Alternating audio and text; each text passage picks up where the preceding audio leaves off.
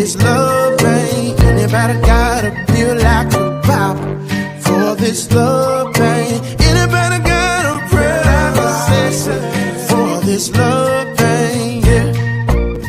Ooh, I need it for this love pain. Anybody got a prescription, yeah, for this love pain. Anybody got a feel like a Bible for this love pain. Anybody got a prayer like a session for this love pain, yeah. Ooh, I need it for this love pain. Anybody got a prescription? Good morning. I'm late. Okay, yes, I'm late for a very important date. Well, good morning, good evening, good afternoon, good night. Good morning, good evening, good afternoon, good night. Good morning, good evening, good afternoon, good night. Everything's gonna be all right. Yes, it is. And I hope you guys are having the most magnificent day, because I am. And so today is Tuesday already, and it's just another beautiful day here in South Florida. And I hope you guys are doing well. And if you are new to the broadcast, please give StreamYard permission for me to see your comments, because I would actually love to see those from you. And come in and say hi, and we'll get started with this broadcast, because I'm not going to be before you long. But of course, I've said that before, and I was here like 20-30 minutes. But it does say Successful Mind Power Hour. So even if I was here for an hour, you stick around, right? Okay, good. All right. But I'm not going to stay here an hour, I promise. Okay, so here's what I want to talk about today. Because, and here goes that tickle in my throat again. I'm going to throw some tea up in here. Okay, so here we go. So we're talking about imposter syndrome. A lot of us get that. I know I do. Because sometimes you're doing things way out of your comfort zone, and something that you've never done before, and that little niggling doubt in the back of your head as if whether or not you can do it, or whether or not you're worthy to do it, or whether or not anybody's going to listen to you, or buy your products, or listen to your advice, or whatever. And then you start doubting yourself, and then you start feeling like an imposter or a fraud, even though you're not. You're just sharing yourself with the world, but you've never done that before. And that's how imposter syndrome starts. It's the doubt part. A lot of ways, we tend to be our greatest critic. When it comes to cheerleading someone else, man, we are on it. I know I can do that without hesitation. But when it comes to cheerleading myself, I kind of back away from it. Here's an example. Like when my teammates or my business partners get an advancement, they have an accomplishment or something like that, I'm all on it. Hey, yeah, look at this, look at them, look at this. But then when it comes to putting my banners out there, it's like, I don't know if I should do that, because it might look like this or it might look like that, whatever. But it's not any different than cheerleading them on and saying, hey, look at me, I did this, thank goodness, and move on, right? So why would someone, meaning you or I, be an advocate for someone else, but not so much for ourselves? Because we tend to do that. And it's really based on that imposter syndrome, is that we sometimes doubt ourselves. And the imposter syndrome is when internally you can do something, this is something that you love, and this is something that you're really good at, but you're doubting as to whether or not somebody else will accept you as that person. When I first started doing lives on Facebook, I had a lot of doubt about that because that's, I got my family. Most of the people that I knew on Facebook were family and friends, right? They know me as somebody else. They don't know me as this person out giving personal development information and that sort of thing. They didn't know that person. And so for me to put myself out there and just start doing that, it was scary because I felt like an imposter. I felt like, oh, who's going to listen to me? I mean, really, who's really going to step up and listen to me? Am I worthy of this? And so on and so forth. And so whenever I started that whole process, I had to break free of the doubting of myself and my abilities, because I know I can talk. And I've been talking, well, not everybody, but a lot of people have been talking since they were like really young. But I mean, I talk a lot. You probably recognize that, right? So this woman just babbling on and on and on. But what I do here is I come here and I give encouragement, and I encourage people to be authentically themselves. I encourage people to know their worth. I encourage them on, being a better business builder or whatever it is. I try to provide motivation and inspiration to people to just be them and just have that confidence in themselves. But sometimes I don't feel it myself. And that's where the imposter syndrome comes in, is where when you don't really feel it, but then you have to put on the face.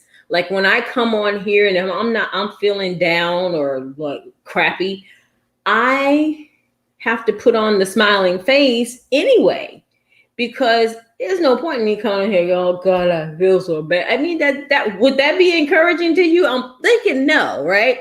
So I have to put on the face, and that brings about that imposter syndrome. It brings about that doubt in yourself when you're being, I wouldn't say inauthentic, but you're not being the same person that you're projecting yourself to be, or you're telling other people to be at the time. It's not like it's all the time thing, but there are days when I just don't feel like it. I don't feel like doing anything. I don't feel like being upbeat. I don't feel like any of that.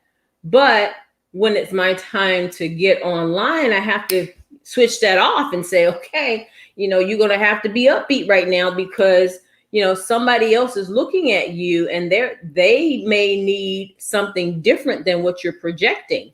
If you're projecting something negative, so you have to switch gears, right? But it doesn't necessarily mean that because I'm talking about it, it's what I'm feeling at the time. And that's also a form of imposter syndrome, is when you're not really feeling it and you're thinking, man, I'm telling these other people to do this and I'm not really doing it. So, I feel like a fraud. It's not like I'm dishonest or anything like that. It's just a reminder that no matter what you see and you're on social media, not all the time is that person as strong as they pretend to be. And so you don't have to feel less than because, oh my God, I'm watching this person, I could never be like that. Because I hear a lot of people say that, right? Oh my God, look how wonderful they are. Look how always on top of things they are. Look how this, and this. And they're praising this person and they're going on and on and on. But they don't realize that behind the curtains, sometimes it's a lot different than what you see on social media. And so a lot of those people also suffer from imposter syndrome. A lot of people do. They're not going to tell you about it, not all the time anyway, but they do. Like I wouldn't tell you, like if I was having a bad day that day or bad moment or hour or minute or whatever it was, I'm not going to tell you that if I'm trying to encourage you not to feel that way. Why would I do that? That would be crazy, right? So it's sometimes when that imposter syndrome thing comes about, you do have to kind of suppress how you're feeling. Not maybe not you. Maybe you're not online. Maybe you're not doing any of this kind of stuff. But somebody like me, or somebody that does lives on YouTube or Twitter or whatever spot that they're doing these lives on, their persona online can be, not all the time, but can be different than what is going on internally or behind the scene. And so they are having that moment of imposter syndrome. Does it last a long time? Not all the time. It just depends on the person and their degree of personal development. So when you can develop yourself to a place where you can have the imposter syndrome, but you can snap yourself out of it quickly, then that helps you to, get rid of it more often. Let's say it that way, or not have it more often. So that it's a confidence and belief in yourself and the belief in what you're doing. And if you continue to do affirmations, have meditation, read, be confident in what you're saying, then that imposter syndrome just slowly dissipates and goes away. Because it's all a matter of confidence in yourself, not anybody else's confidence in you. It's a matter of confidence in yourself and your ability to be your own cheerleader.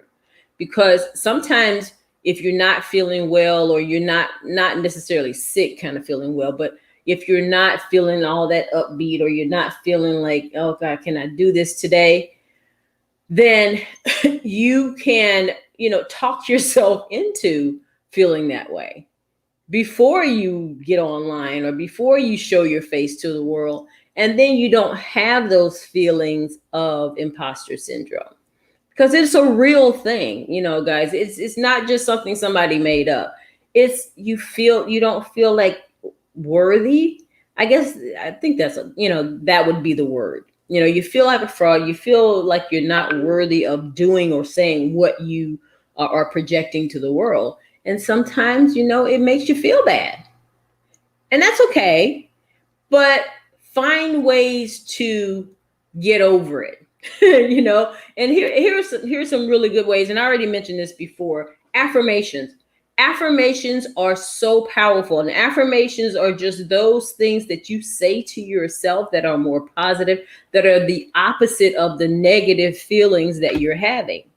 Like if you say, I feel like a fraud, nope, I am honest, I am truthful, I am helpful, whatever those affirmations are, that's opposite from what you're feeling. All those bad things that you're feeling. Now, if there's some good things that you're feeling, just keep saying them to yourself over and over again. Get in the mirror and tell yourself you're wonderful and you are the most intelligent human being on the planet. Not arrogantly, but I'm the most intelligent person on the planet. I know my stuff inside and out. I am not a fraud. Blah, blah, blah, blah, blah. Not a fraud is kind of like a oxymoron where you're going on the negative side, but say it in a positive way. Let's just say it that way. I can't think of how to do it right now, but there you go. And you are not an imposter. What you are is a great human being. You are giving of yourself to the world. You are being the cheerleader for those people who need you to be their cheerleader. You're projecting positive information and a positive attitude to people. You're telling them how to overcome certain things that they need to overcome, or they think they need to overcome. And sometimes it's just reminding people of the wonderful people that they are, that helps them to internally change those attitudes, or those negative attitudes about themselves. That is very, very powerful. If you are in any kind of industry where you are a coach of some kind, personal development, life coach, mentoring, business, whatever kind of coach that you are, then when you're coaching people, all you're doing is talking to them. and helping them to realize that they are the author of their own book. You know, it's not you per se, but you are an instrument for them. And so you don't have to feel like an imposter, because you're not. You know, you put in the work. You've said, okay, now I've studied this stuff, or I am currently learning this stuff, and I want to pass it on to somebody to be a help to someone else. Therefore, you're not an imposter, even if on those days when you're not doing exactly what you're saying, you're not an imposter. It's just a day. It's just a moment. It's just an hour. But 99.9% of the time you are doing it. It's just that day or that moment, you just don't feel like it. It's okay. You're not an imposter. It's just a day. It's just a moment. But you are a helpful person. You're a wonderful person. You are someone that others can depend on. You're strong. You're beautiful. You're handsome. You're intelligent. And, you know, go in the mirror and tell yourself that. Anytime you're having that imposter syndrome thing, go into your mirror, look yourself in the eye. Okay, look at me. Look at me. I am, and all those positive affirmations after I am, very powerful. I promise you, imposter syndrome will disappear if you keep giving yourself positive affirmations and then keep studying to build your confidence. Confidence erases doubt. Doubt erases imposter syndrome. Or, did I say doubt erases? No, it doesn't. Confidence erases imposter syndrome. So the lack of doubt erases imposter syndrome. So sometimes, you know, you may feel like, man, this is outstanding what I'm doing, and you feel like it's too big for you. It's not too big for you, because it was meant for you. It's what you were meant to do.